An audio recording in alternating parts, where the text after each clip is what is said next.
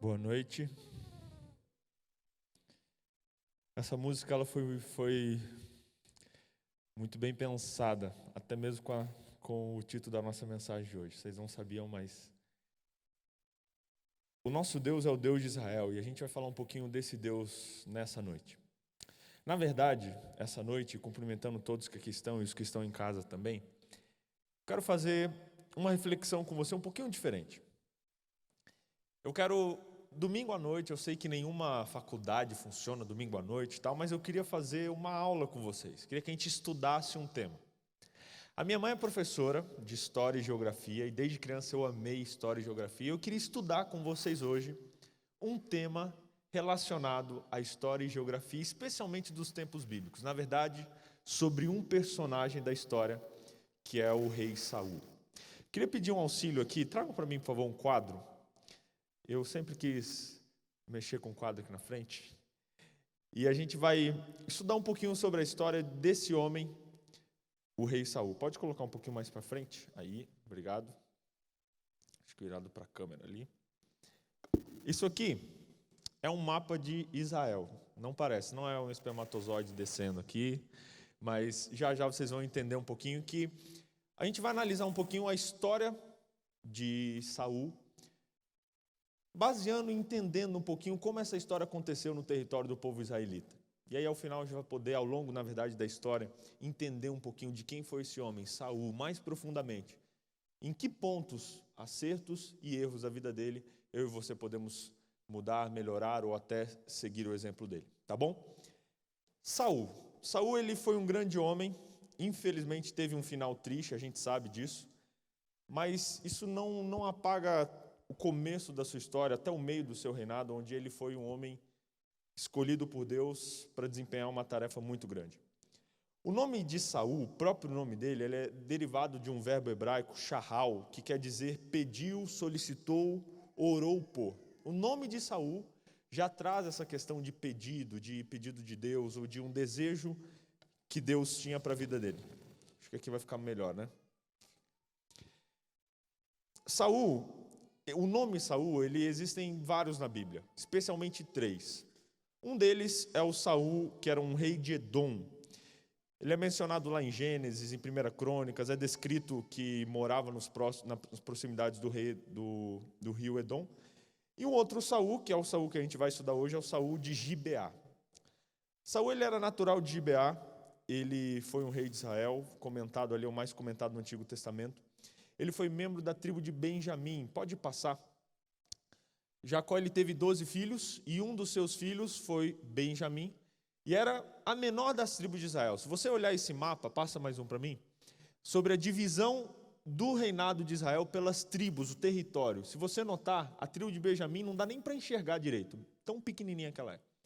A tribo de Benjamim era uma das menores, e alguns consideravam uma das de menor importância, ficava bem ali pertinho de Jerusalém, na terra de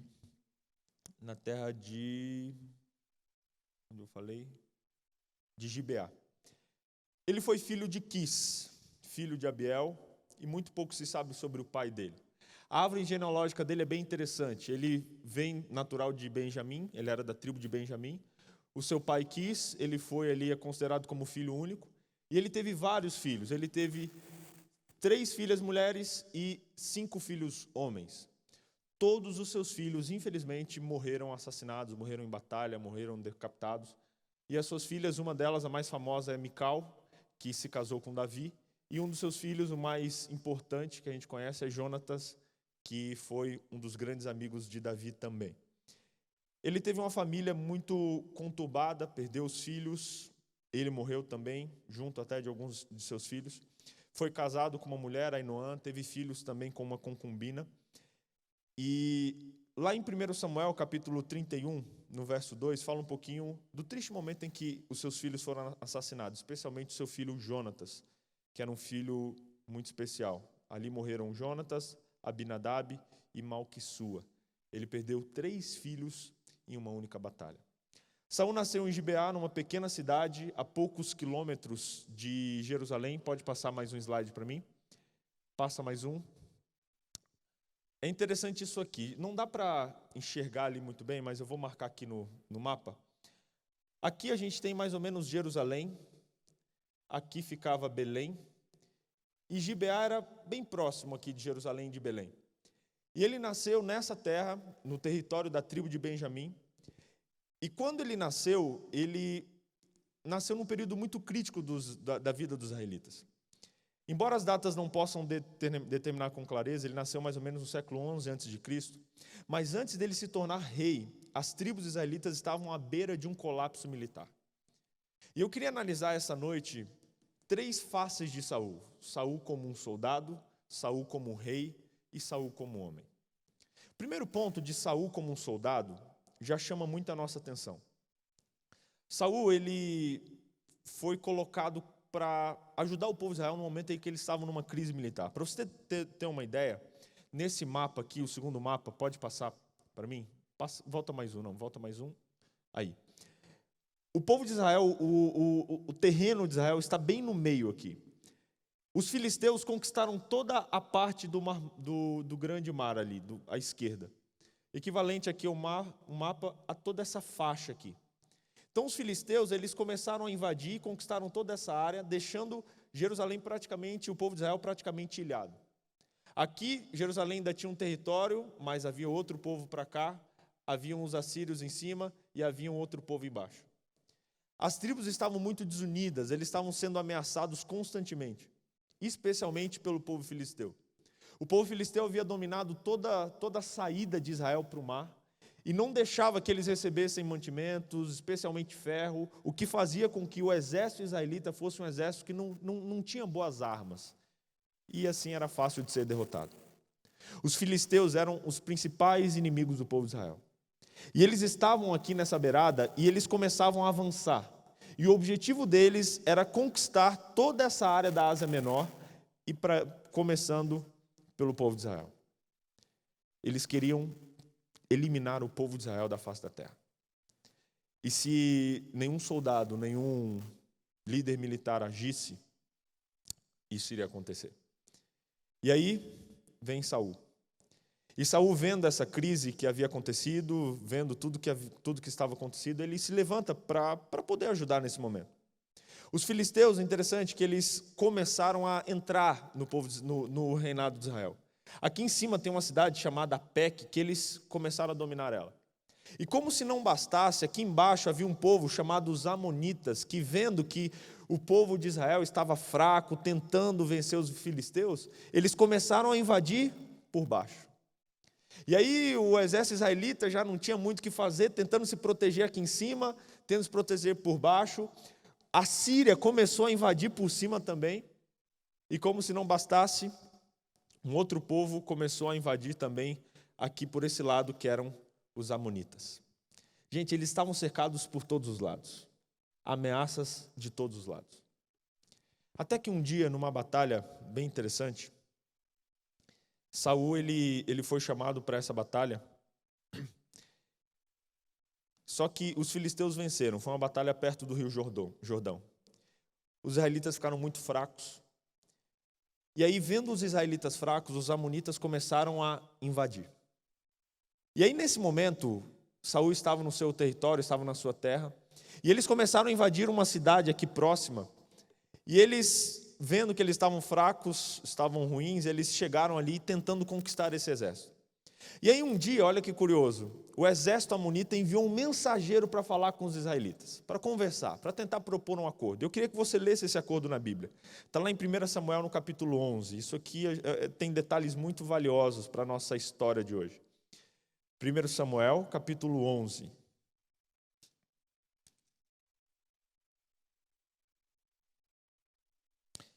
No verso 1 fala um pouquinho dessa batalha. 1 Samuel, capítulo 11. Verso 1 Samuel 11, verso 1. Então subiu Naás, amonita, e sitiou a Jabes de Gileade. Disseram todos os homens de Jabes a Naás: faze aliança conosco, e te serviremos. Eles cercaram essa cidade, uma cidade chamada Jabes de Gileade, e um mensageiro foi lá e falou: olha, eu sou amonita, e eu vim aqui fazer uma aliança com vocês. Vamos fazer um acordo. E olha o acordo que ele propôs. Está aqui no verso no verso 15. Na verdade, não, na sequência, no verso 2. Porém, Naás Amonitas lhe respondeu: farei uma aliança convosco, sob a condição de vós serem vazados os olhos direitos, trazendo assim eu vergonha sobre todo Israel. E então os anciãos responderam: olha a proposta que ele falou. Ele falou: olha, a gente não destrói vocês, não acaba vocês, mas vocês têm que cumprir um acordo, que é o seguinte: todos os soldados do exército de vocês, e interessante que a Bíblia não limita aos soldados, talvez isso era ampliado a mais pessoas, vão ter que vazar o próprio olho direito. Olha a maldade desses povos que estavam cercando os israelitas. Olha o acordo que ele deu. Não, a gente faz um acordo, a gente não mata vocês, não destrói o povo de vocês, se todos vocês furarem os próprios olhos direitos, para virar uma vergonha para Israel e para sempre se lembrarem do dia em que a gente venceu vocês, que vocês foram covardes e se entregaram. Imagina. E aí no verso 3 a história continua. Então os anciãos de Jabes de Gileade lhe disseram: olha, dá para a gente 7 dias para que enviemos mensageiros por todos os limites de Israel, e não havendo ninguém que nos livre, então nós nos entregaremos a ti. Eles falaram: olha, então dá 7 dias para a gente, deixa a gente ver se a gente consegue juntar um exército. Se a gente não conseguir, a gente faz isso. Todo mundo fura os olhos e a gente se entrega a vocês. Mas se a gente conseguir um exército, a gente vai lutar. E eles mandaram mensageiros que foram por toda a terra de Israel. E um deles chegou aqui na casa de Saul. E Saul ficou sabendo o que aconteceu. E aí no verso 4 diz assim: chegando mensageiros a Gibeá de Saul, relataram esse caso ao povo. E então todo o povo chorou em voz alta. Eis que Saul voltava do campo, atrás dos bois, e perguntou: que tem o povo que chora? E então lhe referiram as palavras dos homens de Jabes. Verso 6. E o Espírito de Deus se apossou de Saul quando ouviu essas palavras, e acendeu-se sobremodo a sua ira. E aí verso 7 diz que ele tomou uma junta de bois, cortou pedaços e mandou para todos os territórios de Israel e falou: olha, se vocês não forem lá lutar e defender, vocês vão ficar igual esses pedaços de carne. E aí ele começou a juntar homens. A Bíblia diz no final do verso 7, caiu o temor do Senhor sobre o povo e saíram unidos como um só homem. Contou-lhes Bezedeque dos filhos de Israel, e havia 300.000, e dos homens de Judá 30.000. E então disseram ao mensageiro, verso 9, que tinha vindo: assim direis aos homens de Jabes de Gileade: amanhã, quando aquentar o sol, sereis socorridos. Vindo, pois, os mensageiros, anunciaram aos homens de Jabes, e eles se alegraram. E disseram aos amonitas: amanhã nos entregaremos a vocês, e então vocês façam conosco o que vos parecer melhor. Verso 11. Sucedeu que no outro dia, Saul dividiu o povo em 3 companhias, que pela vigília da manhã vieram para o meio do arraial e feriram a Amon, até que se fez sentir o calor do dia. Os sobreviventes se espalharam e não ficaram 2 deles juntos. Essa é a história de um livramento, e aqui Saul começa a entrar na história de Israel.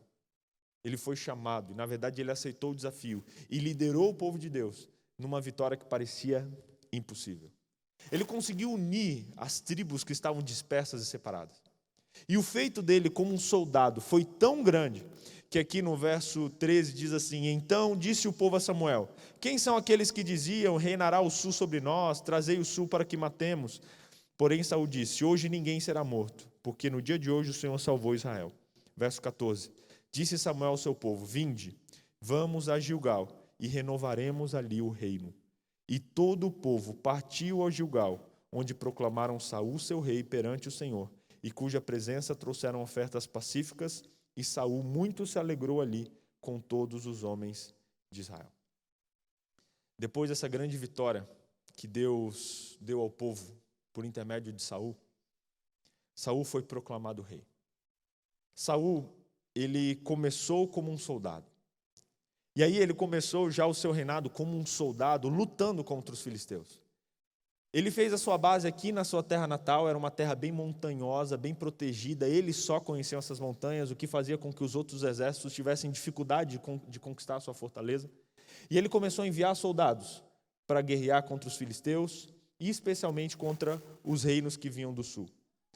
Ele teve muito sucesso em vários lugares, graças, em grande parte, ao seu filho, apoio do seu filho Jonathan, que era um grande guerreiro. Os filisteus foram derrotados e foram se afastando. E antes, os filisteus tinham várias bases militares espalhadas pelo reinado de Israel, mas eles foram indo embora, indo embora, indo embora. Até que um dia, aqui, aconteceu a famosa batalha, onde Davi matou Golias. E depois dessa batalha, com a morte de Golias, Davi ele também começou a se juntar ali ao povo aos principais que estavam em volta do rei. Ele começou a derrotar os filisteus. Só que, infelizmente, um dia, ele foi derrotado pelos filisteus.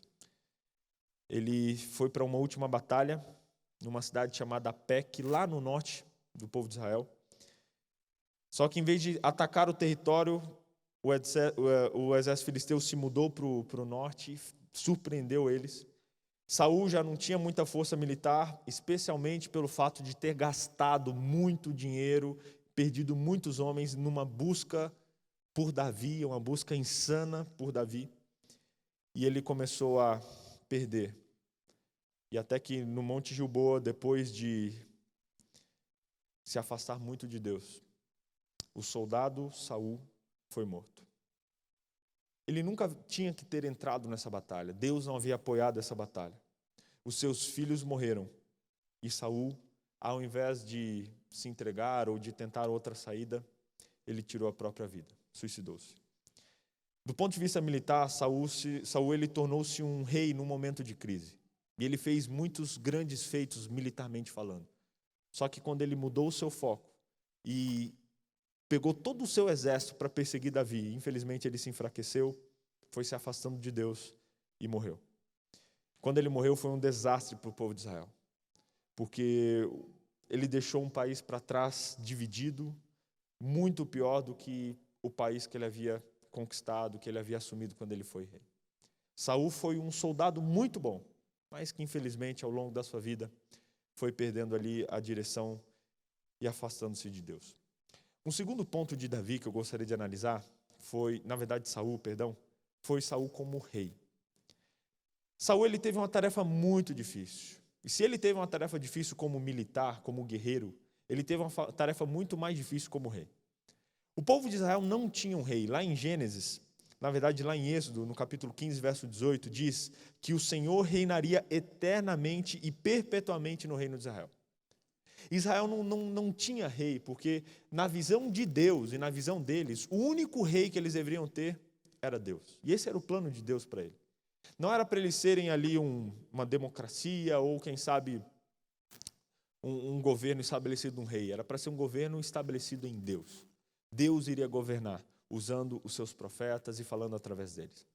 Só que os povos vizinhos, eles começaram a ter reis. E os israelitas começaram a ver isso. E se afastaram de Deus e começaram a invejar esses países, esses povos que tinham reis. E eles pediram um rei também para Deus. E Deus concedeu. Deus escolheu Saul. E Saul ele foi escolhido porque ele tinha boas características, a gente vai ver mais adiante. Alguns dizem que, até vários comentaristas bíblicos dizem que Saul foi escolhido rei por uma necessidade, porque o povo estava disperso, era preciso uma figura para unir o povo. Só que essa figura era o sacerdote e Samuel tinha essa tarefa. Só que, infelizmente, ele não conseguiu fazer. Saul, como rei, enfrentou muitas dificuldades. Para você ter uma ideia, sendo o primeiro rei, começando e pegando um reinado dividido, ele sofreu muito. Primeiro porque ele não tinha um parâmetro de rei. É muito difícil você ter um cargo, uma função que ninguém tinha antes, ninguém desempenhava antes. Porque você não sabe o que fazer naquela função. Quando eu estudava no colégio, eu trabalhava lá, e no último ano eu fui nomeado para um cargo novo. Eu era era assistente da direção para assuntos sociais e esportivos. Olha o nome chique. Eu amava esse nome grande. O que você trabalha? Eu sou assistente da direção para assuntos sociais e esportivos. Só que, aí perguntava, o que você faz? Aí eu, não sei. A minha função, resumindo, eu era presidente do Grêmio do colégio no ensino médio, e eles falaram, BJ, para você ter mais tempo aí para fazer as festas, as coisas e tal, esse vai ser seu trabalho. Então, o meu trabalho era ser presidente do Grêmio do colégio, fazer ali as atividades do colégio, só que me deram um nome bonito. Só que eu não tinha, ninguém tinha tido esse trabalho antes, então eu não sabia muito o que fazer. Então, gente, como é que eu faço o meu horário? Deixa eu ver, qual é o meu trabalho, quais são minhas funções? Tanto é que depois eles acharam que eu não estava trabalhando e me colocaram para trabalhar metade do período como assistente e depois a outra metade como bibliotecário. E aí eu aprendi e consegui entender o meu trabalho. É interessante, quanto menos tempo a gente tem, né, mais a gente se organiza para fazer as coisas. Saul enfrentou essa dificuldade porque ele se tornou rei num país que nunca havia tido um rei. E ele não sabia por onde começar, não sabia o que esperar. Muitas pessoas não apoiavam o seu reinado, muitas pessoas que sabiam que Deus não queria isso, mas Deus ele permitiu, ele escolheu Saul, mas muita gente não apoiava Saul. Saul, ele como rei, ele foi um rei muito modesto. Os reis dos outros povos, eles eram cheios de pompa, tinham muitas mulheres, muita coisa. Só que a Bíblia ela relata Saul como um rei simples, um rei que tinha uma pequena corte, um rei que comparado aos outros reis, ele ficava num lugar pequeno, num lugar tranquilo. Um homem simples, um homem modesto. Ele não tinha muita gente em volta dele, escolheu alguns rapazes promissores, a ponto até de pegar o próprio Davi como para tocar harpa para ele. E Saul ele foi relativamente um bom rei. A gente critica muito Saul como rei, mas olhando tudo que ele fez e olhando a dificuldade que ele enfrentou, o saldo foi positivo. O grande problema de Saul como rei é que no final de sua vida ele abandonou os caminhos do Senhor. E também veio um rei muito abençoado por Deus, que foi Davi, na sequência Salomão, e aí o reinado, comparado ao reinado de Saul, se tornou muito maior e muito mais forte. Mas Saul foi um rei modesto, um rei escolhido por Deus, mas que infelizmente, no final de sua vida, abandonou os caminhos do Senhor e não teve um reinado tão efetivo como poderia ter. O terceiro ponto da vida de Saul, e último eu gostaria de analisar com você, Saul como homem, Saul como pessoa. Saul ele tinha características muito boas. Os escritores do Antigo Testamento declaram e falam que ele era um homem bom, um homem que fazia parte de uma família rica, ele era muito educado, e ele é descrito como alto, como bonito, lá em 1 Samuel capítulo 9. Era um homem de coragem, na verdade, grande parte do seu sucesso militar veio da sua coragem. E eu queria que você desse uma olhada lá em 1 Samuel, a gente está lá, mas no capítulo 11, no verso 12 e no verso 13, que mostra como Saul era antes. A gente vê o Saul com uma imagem muito pesada, mas Saul era um bom homem, a gente leu esse texto, mas a gente não se atentou a esse detalhe. O verso 12 e o verso 13 conta que depois que Saul foi proclamado rei, na verdade antes, quando eles venceram a batalha final ali, o povo chegou e falou, olha, quem que vai reinar sobre nós? E aí eles disseram, cadê o pessoal, cadê o povo do sul? Verso 12 diz assim, então disse o povo a Samuel, quem são aqueles que diziam, reinará o sul sobre nós? Trazei-os aqui para que os matemos.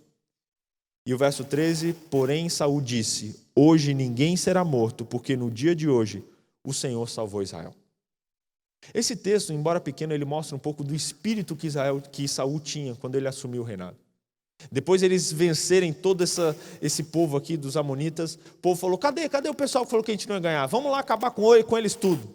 E Saul falou, não, ninguém vai morrer hoje aqui, porque o Senhor operou uma grande vitória.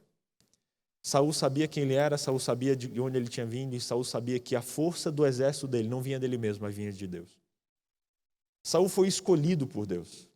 No capítulo 11, também no verso 6, aqui a gente viu que o Espírito de Deus se apossou de Saul. Saul recebeu o Espírito de Deus, Saul foi abençoado por Deus para essa tarefa gigante que ele tinha. No começo do seu reinado, da sua luta como militar, ele foi abençoado por Deus. Só que, infelizmente, ele abandonou os caminhos do Senhor.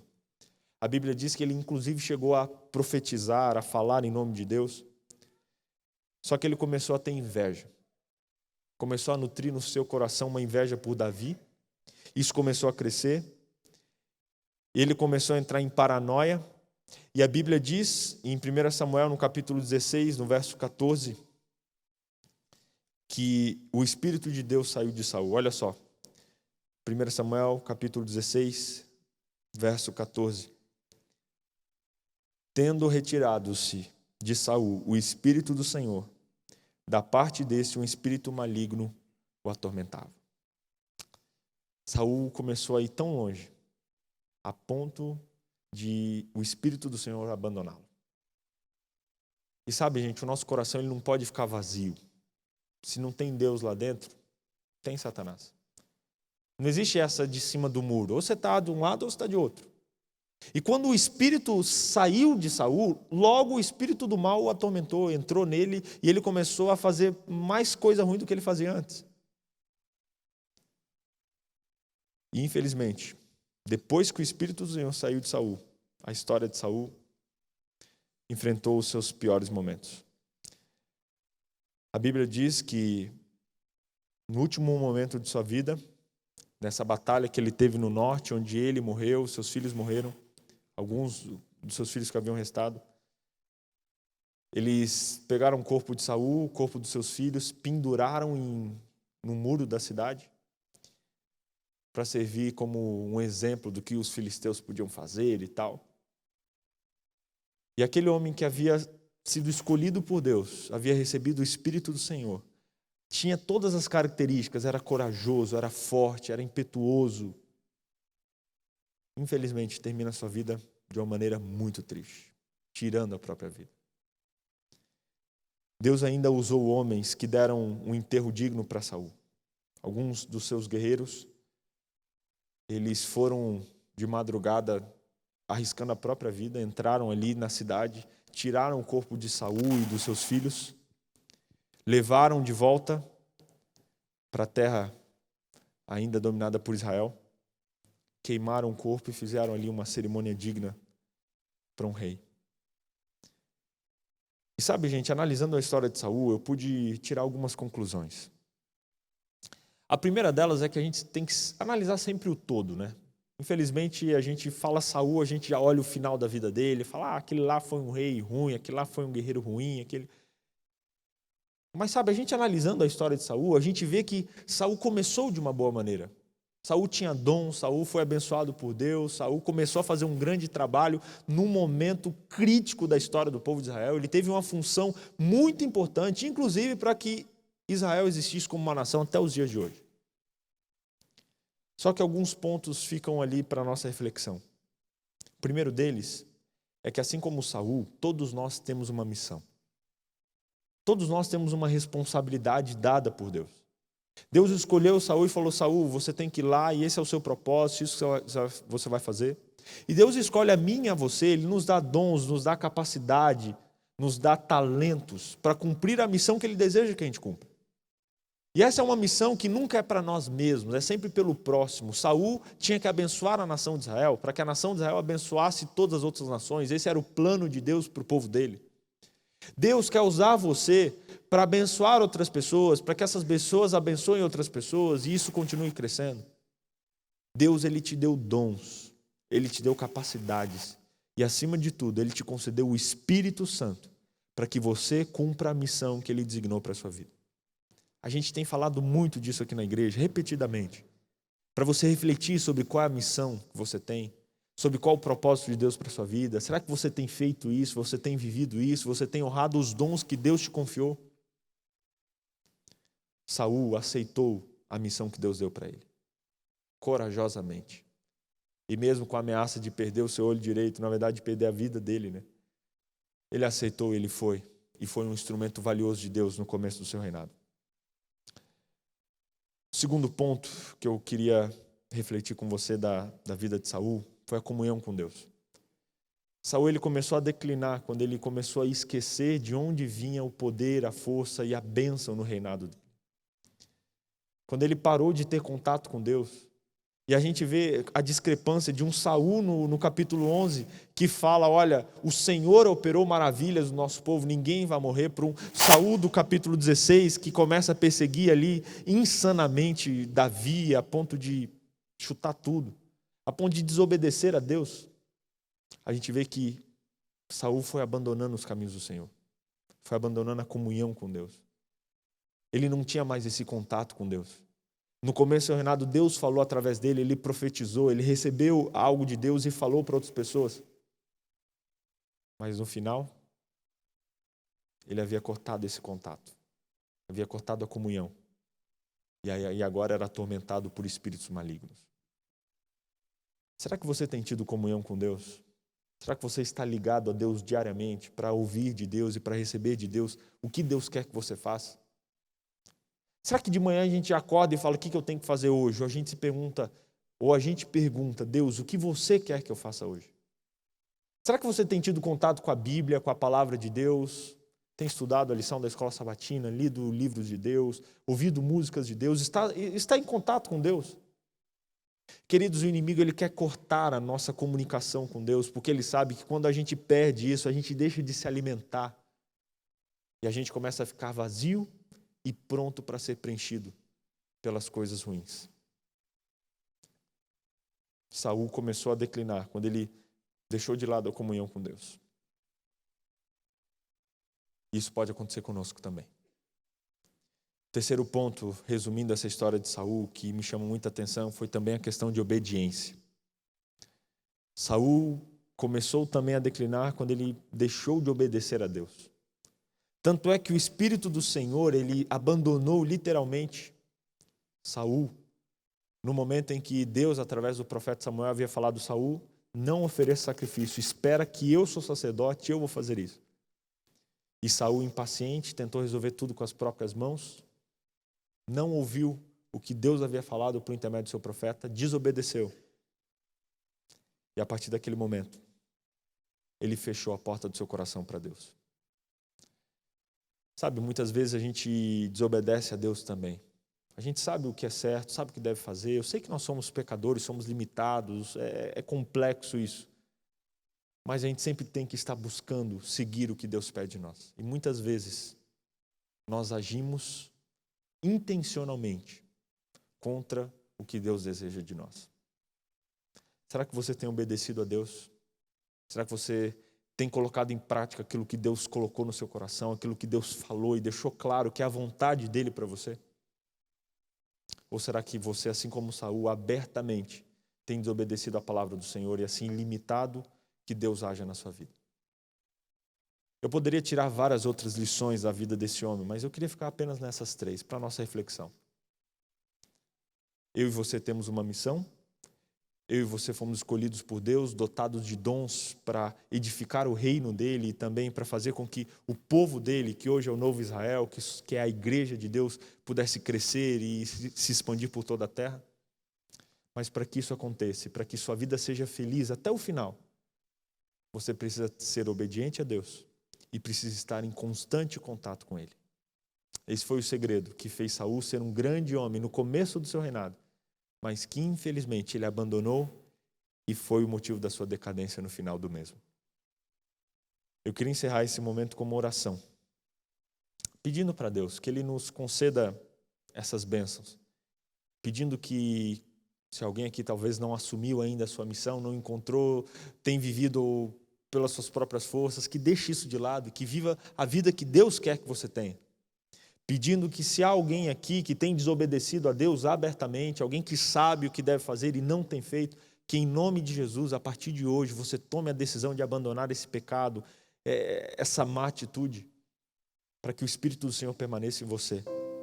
E pedindo que seja feita uma renovação de votos com Deus nessa noite, para que a gente esteja mais em contato com Deus, para que a gente separe vários momentos ao longo do nosso dia para fazer uma oração, para que a gente leia mais a nossa Bíblia, para que a gente se alimente mais das coisas espirituais, para que o nosso coração seja cheio do Espírito do Senhor e assim não haja espaço para o espírito do mal poder agir através de nós. Peço por gentileza que você feche os seus olhos para que a gente faça essa última oração. Querido Pai, muito obrigado porque nós temos a Tua palavra, porque temos exemplos bons, exemplos tristes como esse exemplo de Saul, mas sabemos que a nossa história tem muito em comum com a dele. Deus, a minha história não acabou ainda, a história de cada um dos que aqui estão não terminou ainda. E a gente, Deus, quer eliminar qualquer um dos defeitos que atrapalharam a vida de Saul, que talvez estejam atrapalhando a nossa vida também. Pedimos perdão pelo pecado, por qualquer pecado que tenhamos cometido.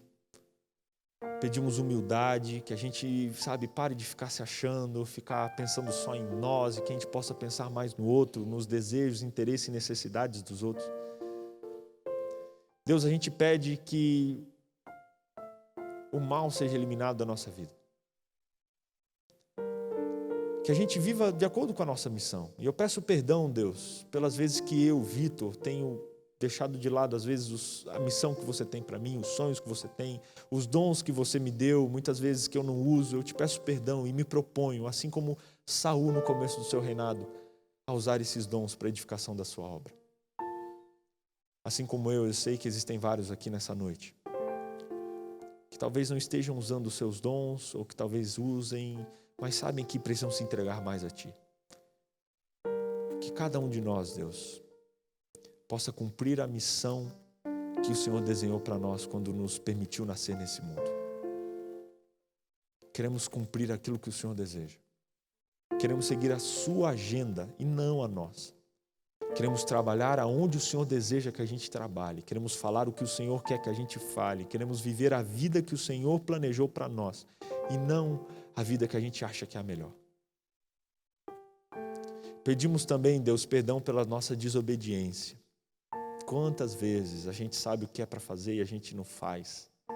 Quantas vezes a gente se rebela abertamente contra Ti? Perdão por isso, Deus. Perdão. Nos propomos essa noite a sermos mais obedientes, a permitir que o Espírito de Deus, que pode operar o querer e o efetuar, que Ele haja no nosso coração, nos ajudando a viver em conformidade contigo.